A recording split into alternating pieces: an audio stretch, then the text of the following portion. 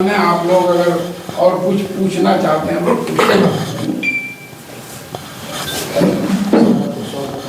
Sir, वैसे फिर भी एक बात ये बता रहे हैं कि लगातार आप खुद ही कह रहे हैं कि 2011 से लेकर के अब तक इस पे कोशिश की जा रही है, लेकिन हो कुछ नहीं पा रहा है।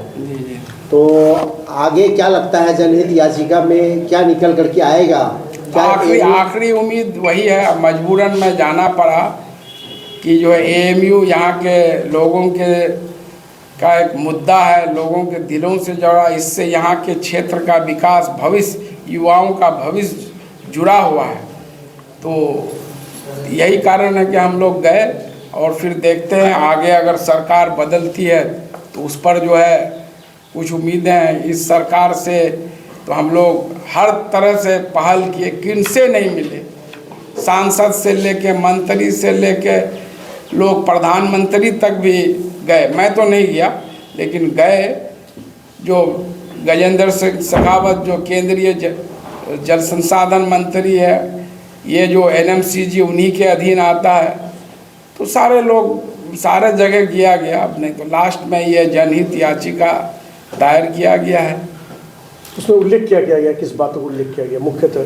ये जो एनजीटी ने जो अपने फैसले में कहा है, जो आरोप लगाया था मुकेश हेम्ब्रम ने कि जो बांध बन रहा है और जो बाउंड्री बन रहा है वो महानंदा नदी के बीचों बीच बन रहा है और महानंदा के मिनरल्स, खनिज पदार्थ, बालू और गिट्टी से उसका निर्माण करा। इसमें एक भी सच्चाई भी नहीं है और कहा कि इससे यहाँ के वातावरण, पर्यावरण पर दुष्प्रभाव पड़ेगा। और बार बार जब जवाब दिया, यहाँ से टीम भी आई जो एनएमसीजी से, एक जॉइंट इंस्पेक्शन टीम एनएमसीजी के और जो वाटर रिसोर्स डिपार्टमेंट, यहाँ का वाटर रिसोर्स डिपार्टमेंट, डीएम के तरफ से एडीएम, उन्होंने भी अपने रिपोर्ट में कहा है कि जो main course of the river है वो 2 किलोमीटर दूर है महानंदा का, इससे कोई पर्यावरण पर खतरा नहीं है, ना इसका निर्माण कार्य जो है यहाँ के मिनरल्स से, महानंदा के जो गिट्टी और बालू से किया जा रहा है।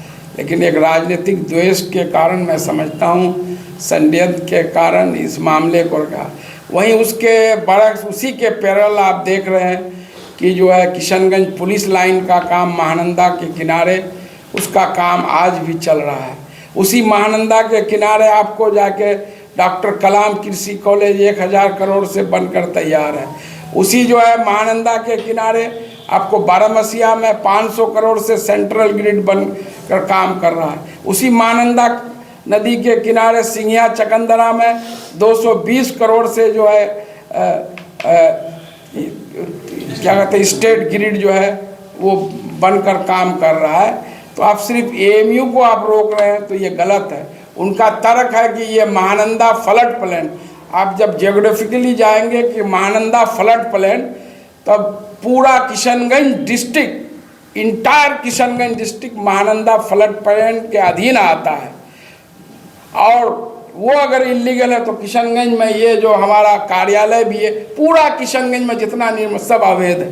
सर क्या लगता है चुनाव से पूर्व एएमयू का मुद्दा उठ जाता है, सांसद भी उठा रहे हैं एचआरडी मिनिस्टर से?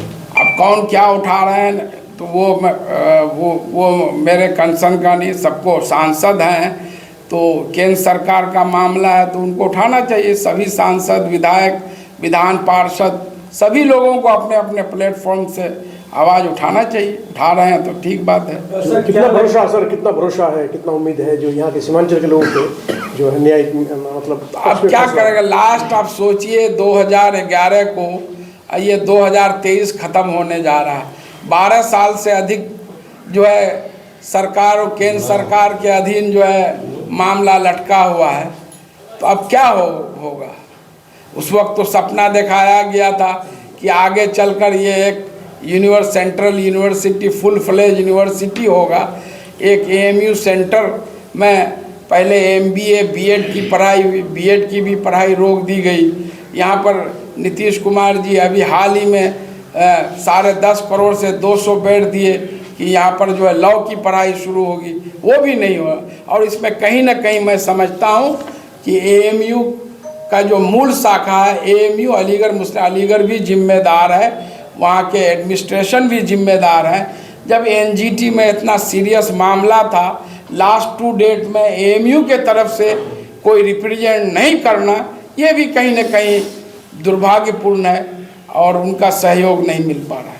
सर ये बताइए कि जैसा कि आप पर लगातार ये आरोप लगता है सर कि मतलब प्रयास करते हैं वर्तमान सांसद और आप लेटर जारी करके बताते हैं कि हमारे तरफ से ये प्रयास हुआ है, हमारे तरफ से ये काम हुआ है, इस आरोप को किस तरीके से, क्योंकि एएमयू का मुद्दा उठाना और एएमयू का लड़ाई काफ़ी दिनों से चल रहा है, क्या कुछ कहेंगे इसके ऊपर? मैं क्या कर रहा हूँ मैं उसके बारे में बताता हूँ, जवाबदेही है। मेरे पास सारे प्रूफ हैं, मैं किन किन मंत्री से मिला हूँ। आज भी जाइए गूगल में सर्च कर लिए, पीके अजीज से मिले हैं नहीं मिले हैं, तारिक मंसूर साहब से मिले हैं नहीं मिले, कई बार मिले हैं नहीं मिले हैं, आपको जमीरुद्दीन शाह साहब से मिले हैं नहीं मिले हैं, आपको पोखरियाल साहब एचआरडी मिनिस्टर थे उससे मिले हैं कि नहीं मिले हैं, सीएम साहब से कई बार मिले हैं कि नहीं मिले हैं, मुख्तार अब्बास नकवी साहब से मिले हैं कि नहीं मिले हैं, एनएमसीजी के डायरेक्टर जो मथुरिया साहब थे पहले उससे मिले हैं कि नहीं मिले हैं। जितनी मेरा लिमिट है, हम लोग मिल के सब बिहार सरकार के तरफ से हम लोग कर रहे हैं। ये तो बिहार सरकार के अधीन नहीं है। एएमयू के लिए एक ऑप्शन जो है अर्राबाड़ी की भी ज़मीन था, ठीक है, लेकिन बिहार सरकार ने 1000 करोड़ से वहाँ बना के दिखा दिया। लेकिन एएमयू में दो सरकारें आई पिछले 15 सालों में, लेकिन अभी तक एएमयू जो है एक मुअम्मा बना हुआ है। सर दो सरकारें, कसूरवार कौन है जी? दो सारे लोग कसूरवार हैं। यहाँ के साथ नाइंसाफी भी, हम किसी को क्यों एक को बोले। अभी जो एनडीए है 10 साल से तो वो ज़्यादा कसूरवार है, वो कुछ करती तब ना भाई। सर सीमांचल के लिए अलग अलग लड़ाई लड़ी जा रही है, एक साथ अगर सारे लोग एक प्लेटफॉर्म में आकर के, मैं बिल्कुल लड़ने के लिए तैयार हूँ, ठीक है। आप मैं एएमयू के लिए जहाँ जाने बोले, लेकिन तो लोग तो यहाँ पर चुनाव में जो है विधानसभा का चुनाव में आप बैरिस्टर असदुद्दीन अवैसी साहब आप हर सभा में देख लिए, मैं क्यों आरोप लगाऊं। पहला एजेंडा हम एएमयू को सेंट्रल गवर्नमेंट से फंड दिलाएंगे, कोचाधामन में रेलवे स्टेशन बनाएंगे, टेरागाछ में डिग्री कॉलेज बनाएंगे, अमोर में अवैसी हॉस्पिटल बनाएंगे, सुरजापुरी मुस्लिम को ओबीसी केंद्र सरकार की लिस्ट में शामिल करेंगे, और जो है 371 के तहत सीमांचल को स्पेशल पैकेज देंगे। तो आप 3 साल हो गया, तो बैरिस्टर साहब भी बताएं, बिहार सरकार अगर का इसमें अगर कसूर है तो वो भी कटघरे में हो गए। आपका कुछ संदेश सर तमाम नेताओं को? मैं सभी लोगों से, चाहे जनप्रतिनिधि हैं, जितने भी समाज सेवी हैं, और सभी युवाओं से ये अपील है कि एएमयू किशनगंज सेंटर को लेकर के सबको एक प्लेटफॉर्म पर आना चाहिए। जिससे पिछले दिनों जो सुरजापुरी डेवलपमेंट ऑर्गेनाइजेशन द्वारा 10 दिसंबर को ही धरना दिया गया, अच्छी पहल है, सबको कोशिश करनी चाहिए। लेकिन और सरकारें तो सुन लेती हैं धरना प्रदर्शन, लेकिन एनडीए तो एनडीए है, इन पर कोई असर नहीं पड़ता है कि लोग तकलीफ में है, कष्ट में है। ऐसा लगता है मोदी जी, अमित शाह जी कि लोग अगर तकलीफ कष्ट में रहते हैं तो इनको अच्छा लगता है, इसको अंदरूनी खुशी में कि साले लोग को और मरने दो। कोई असर नहीं पड़ता है। आप देख लिए, चाहे किसान का मुद्दा हो या कोई भी मुद्दा हो, सीएए को लेकर के हो गया या और किसी भी मामले में हो, 1 नेशन 1 पेंशन, ये ओल्ड पेंशन स्कीम को लेके जो रिटायर्ड फौजी लोग पिछले दिनों जो है देश के जो के लिए जो नाम ऊंचा करने वाले कुश्ती में के जो है उस फेडरेशन के अध्यक्ष भाजपा के सांसद के ऊपर कितने गंभीर आरोप लगे, कोई कार्रवाई हुई? केंद्र सरकार का जू तक नहीं रखा। ये क्या हो रहा है? सरकार किसी की नहीं सुनती सर, INDI की सरकार अगर केंद्र में बनी एएमयू को लेकर सर, मुझे पूरा भरोसा है कि पहला काम होगा सीमांचल में तो एएमयू किशनगंज सेंटर का होगा। नीतीश जी मुकर नहीं जाएंगे जी? नीतीश जी मुकर नहीं जाएंगे? नीतीश जी जो बोलते हैं वो करते हैं। नीतीश जी मोदी थोड़े हैं, 2 करोड़ रोजगार देंगे हर साल, फिर युवाओं को बोलते हैं पकौड़े तलो, वो भी रोजगार है। किसानों की आमदनी दुगुनी करेंगे, सब किसान मर रहा है। हर गरीब को जो है 15 अगस्त 2022 तक कोई पूछता है कि पक्का घर देंगे? 2 साल से यह जनप्रतिनिधि एक भी इंदिरा आवास, प्रधानमंत्री आवास का पैसा मिला है?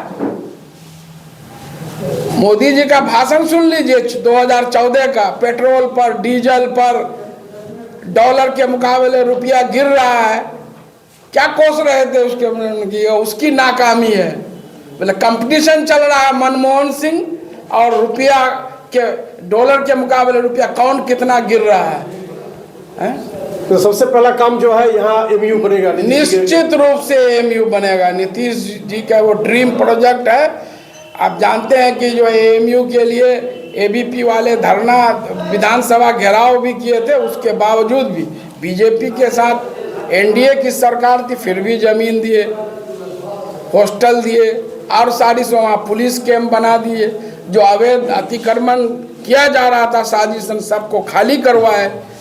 और फिर बाद में जब एएमयू किशनगंज सेंटर के डायरेक्टर मिलके कि हम लॉ की पढ़ाई करेंगे, उसके लिए 10.5 करोड़ रुपये जो है 3 साल पहले सैंक्शन किए, जो 200 करोड़ का, ये 200 बेड का 2 बिल्डिंग आज भी खड़ा है। चलिए सर, बीते 2 दिन पहले सांसद भवन में हमला हुआ, भाजपा सांसद द्वारा उनको प्रवेश किया गया था। जब देश का पार्लियामेंट सबसे बड़ी पंचायत हिंदुस्तान की, और संसद ही क्या कहता है कि सांसद लोग और संसद भवन की सुरक्षा नहीं है, तो क्या देश सुरक्षा? तो बीजेपी के सांसद, इसलिए मामला गोदी मीडिया भी खामोश है।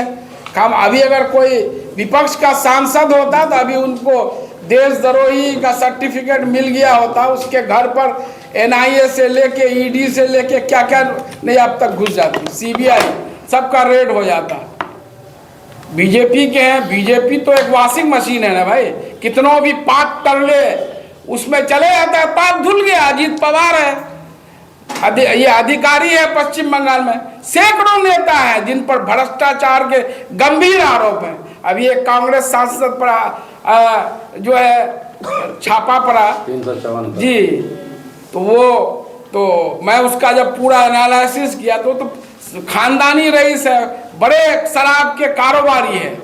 उस बात को कोई बोल रहा है इतना पैसा रखना वो गलत है, मैं भी बोल रहा हूँ कि कैश इतना रखना गलत है, लेकिन उस चीज़ को नहीं जानना। मैं बीजेपी के नेताओं के यहाँ छापामारी का होगा, इससे ज़्यादा धन जो है कैश बरामद होगा।